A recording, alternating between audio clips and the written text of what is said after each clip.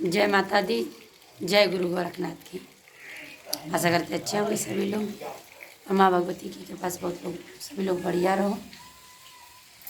नवरात्रि तो पूरे अच्छे से कट गए और समाप्ति हो गए। ये तो अब की बार पहली बार नवरात्रि काफ़ी समय बाद, यानी कि पूरे 9 दिन की थी। 10वें दिन नवमी हुई,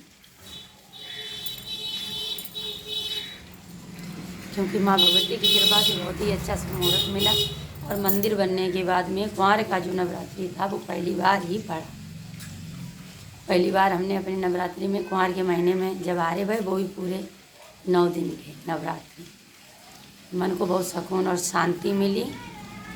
भगवान के मंदिर में कभी भी आप पूजा अर्चना करने जाओ तो एक बात को ज़रूर ध्यान करना कि भक्ति भाव से मन को शांति कितनी मिलती है। ये बात आप लोग जानकर अपने हृदय में देखना। कहीं भी जब किसी भी मंदिर में जाओ, वहाँ जाकर आपको कितनी शांति और सुकून मिलता है, ये तो जो भगवान के भक्ति करेगा उसी को पता होगा। जो भगवान के दरबार में जाएगा उसको पता होगा, अन्यथा किसको पता होगा कहाँ और क्या क्या। तो जैसे अब की जो शुभ मुहूर्त था ना, वो मतलब पूरे 9 दिन के नवरात्रि में मिला, यानी कि बहुत ही अच्छी बात है और सभी को मिला, परंतु हमको बहुत ही अच्छा लगा। इसलिए हमारा मंदिर बनने के बाद में पहली बार ये आए नवरात्रि।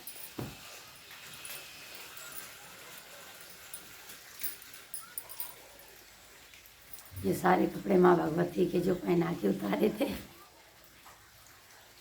निकाल के रखे हैं सारे, धो करके ऐसे ही रख देंगे। सिर्फ एक साड़ी धोएंगे और दे देंगे, क्योंकि एक माँ भगवती की जो पहनी हुई साड़ी में अपने पास रखेंगे। भक्ति करते हो तो मन को शांति मिलती है और राम नाम जपना ही तो सबका काम है, भगवान की भक्ति करना।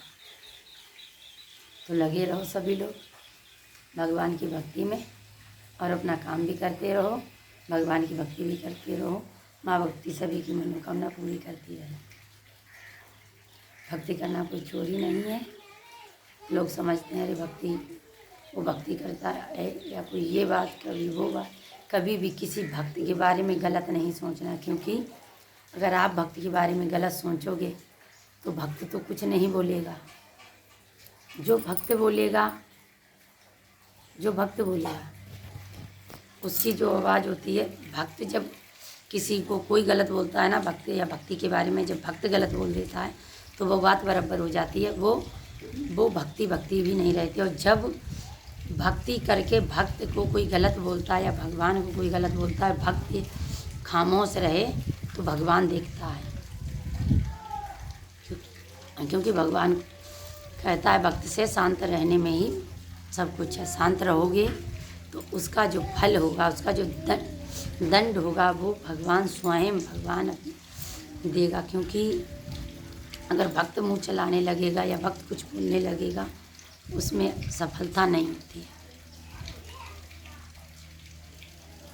भक्त को शांत रहने में ही भगवान स्वयं देखते हैं और स्वयं उस बात का निर्णय करते हैं। तो मेरा कहना एक ही है, अगर जहाँ भक्ति होती है वहाँ श्रद्धा भी होती है। कभी किसी भी प्रकार का गलत शब्द इस्तेमाल नहीं किया जाता है। अपनों के लिए करना या किसी भी काम के लिए करना वो चीज़ अलग बात है, परंतु जब भक्त को कोई उल्लंघन या कुछ बात करे तो गलत बोले तो भक्त को गलत शब्द इस्तेमाल नहीं करना चाहिए। ये भगवान कहता है, हम नहीं कहते। क्योंकि भक्ति में आदत होती है सहन करने। जहाँ सहन शक्ति होती है वहीं भक्ति होती है, वहीं शक्ति होती है। जहाँ भक्ति और शक्ति दोनों होती है तो वहाँ सहन शक्ति भी होती है। सहन शक्ति भी एक बड़ी शक्ति है जो हर व्यक्ति के अंदर जागृत नहीं होती है, क्योंकि तामसी शक्ति हर जगह मिलेगी आपको, सहन शक्ति बहुत कम मिलेगी।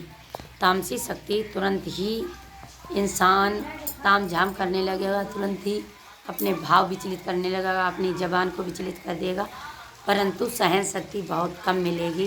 तो जहाँ पे भक्ति होती है, शक्ति होती है, वहाँ पर सहन शक्ति भी होनी चाहिए, तभी तामस शक्ति होगी तो वो सब व्यर्थ चला जाएगा। अन्यथा सहन शक्ति होगी तो कोई भी चीज़ व्यर्थ नहीं जाएगी, ना पूजा व्यर्थ जाएगी, ना आपका जो आपने कर्म किया वो व्यर्थ जाएगा। क्योंकि भगवान ने कहा है कर्म करते रहिए, फल की चिंता ना करिए। जो जैसा करेगा, जो जैसा बोएगा वैसा ही फल प्राप्त करेगा। भक्ति में सहन शक्ति होना आवश्यक है। सभी को जय माता की, जय भक्त। सपोर्ट करिए, माँ भक्ति सभी की मनोकामना पूरी करे, सदैव भक्तों को खुशियाँ दे।